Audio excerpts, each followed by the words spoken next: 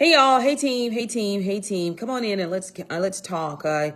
It's now a new month, and we're gonna talk about obesity. We're gonna talk about the upside and the downside of obesity, and I'm gonna bring in the new drug, the intervention. It's called semaglutide. So let's talk about it. On an average, we've seen people who are severely obese lose up to 15% of their body weight. Long-term lifestyle intervention. Is this a long-term lifestyle intervention? The long-term lifestyle interventions that we have, and I say we, people in the fitness industry that have given clients before in the past, such as meal plans, exercise guides, and coaching. Out of this intervention, it's really pretty powerful because the effect of semaglutide is on the appetite, which is where the fitness industry has seen the most need. It's pretty simple to come and show up and exercise. And afterwards, we kind of, go out and, overextend in our calories or overconsume. In this particular weight loss intervention, it severely restricts calories. All right. So part of this intervention is the traditional intervention where we provide meal plans and food lists and exercise. Is people sustain this intervention when they're being coached about 3 to 6 months, but after 2 years, anywhere after 6 months, we kind of see people drift back to their old habits. And what semaglutide is doing, it's forcing you to have a lifestyle change. So that's what it's doing. Now, what's also been reported is gastroparesis. So what is gastroparesis? Gastroparesis is where the stomach is having challenges emptying. It's where you have slow digestion. People have reported nausea and vomiting. All of this is done so that you eat less.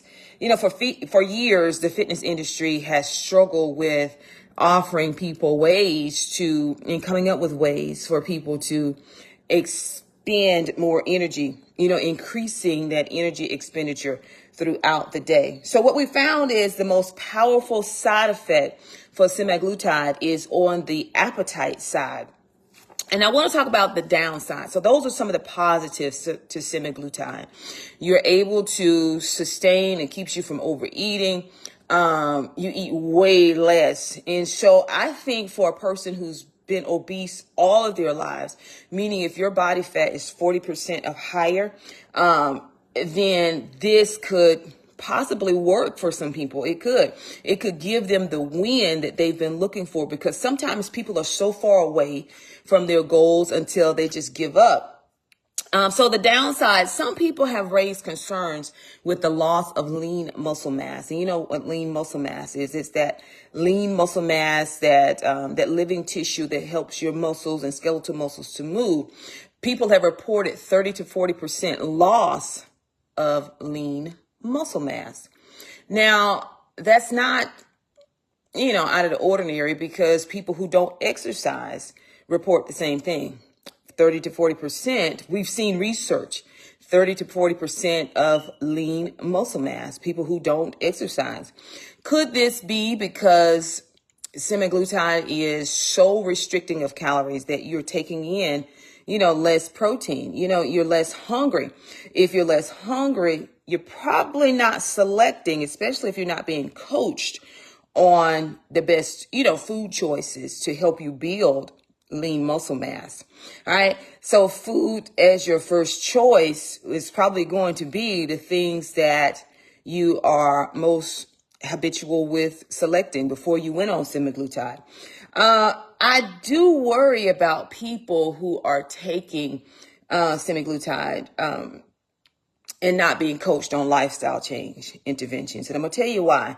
Because if you're not being coached on lifestyle changes, when you come off of semaglutide and you haven't been selecting the foods that's going to help you build lean muscle mass, if you haven't been selecting the foods that's going to continue to help you make a lifestyle change, then you're going to drift back. So, but semaglutide can be, especially a person who's severely obese, it can be a big springboard for someone who has struggled with weight loss. You see people who are diabetic taking semaglutide as well. But what I don't want to see happen is you're given something to reduce your appetite and you're not coached to change your habits. All right. So you're right. When you go off that, you probably have a very high probability of regaining all of the weight back, plus overshooting your body fat percentage, because you've now lost lean muscle mass, and lean muscle mass is what helps you keep the fat mass off. It burns more calories. Lean muscle mass burns more calories that you don't even see.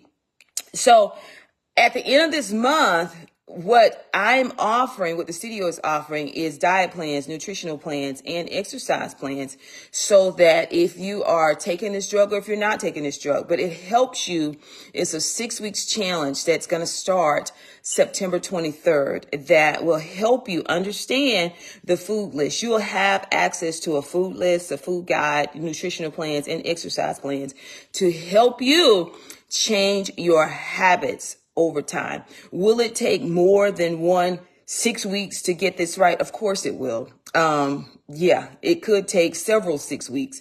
But the good news about it is you'll have this meal plan, dietary plan, and exercise plan for the rest of your life. And to help you, change those habits and help you not drift back into the old habits that you had.